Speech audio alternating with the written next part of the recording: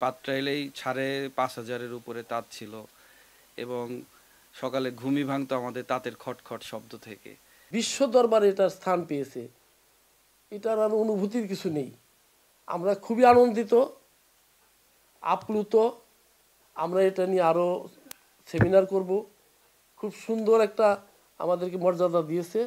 আমাদের ভবিষ্যৎ প্রজন্মের কাছে আমরা বলে যেতে পারবো যে না, আমরা কিছু আমাদের সময় ইউনেস্কো আমাদেরকে এই স্বীকৃতিটা দিয়েছে। আসলেও গতকাল যখন আমরা শুনলাম যে আমরা টাঙ্গাইল শাড়ির এই ইউনেস্কোর ইটা পেয়েছি, তখন আমাদের বুকটা গর্বে ভরে গেল। আমরা যে মজুরি পাই এটা আসলে মজুরি না, একটা কামলা দিলেও সে ৬০০-৭০০ টাকা প্রতিদিন পায়, আর আমরা সারাদিন কাজ করে মাত্র হয়তো ২৫০-৩০০ টাকার উপরে কাজ হয় না। এই ব্যবসায় নাই, কামাই নাই, হলে মানে আসতে চায় না। কারিগর আসবো কি ভাই, কাজ কামের যে রকম পজিশন, যে কাজ হয় এই কাজে সংসার চলে না ভাই।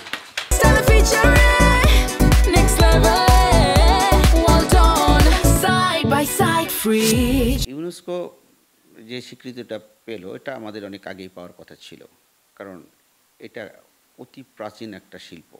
যে প্রাচীন শিল্পটা দীর্ঘদিনের এটা এখানে বহমান। চলে না কাপড় না ফেরা কারিগর ফেলে গেছে, গাড়ি কিনছে, বড় ভ্যান কিনছে, এগুলো চালাইতেছে। রাজশাহী, পাবনা, ঢাকা বা এখানে আবার সুতি, হাফ সিল্ক, মসলিন আর বিভিন্ন রকমের শাড়ি পাওয়া যায়, উৎপাদন হয়, বিক্রি হচ্ছে। শৈল্পিক বুননের এই বিশ্ব গৌরবের মুকুট টিকে রাখতে হলে শুধুমাত্র তাঁত শিল্প নয়, বাঁচিয়ে রাখতে হবে এর নেপথ্যের কারিগরদেরও। তাই বিশ্ববাজারে টিকে থাকার তাগিদে প্রয়োজন সরকারি আশু উদ্যোগ। তা না হলে সময়ের পরিক্রমায় এই ঐতিহ্য জাদুঘরে স্থান পাবে বলে অভিমত সংশ্লিষ্টদের। Sohel Talukdar, DBC news, Tangail.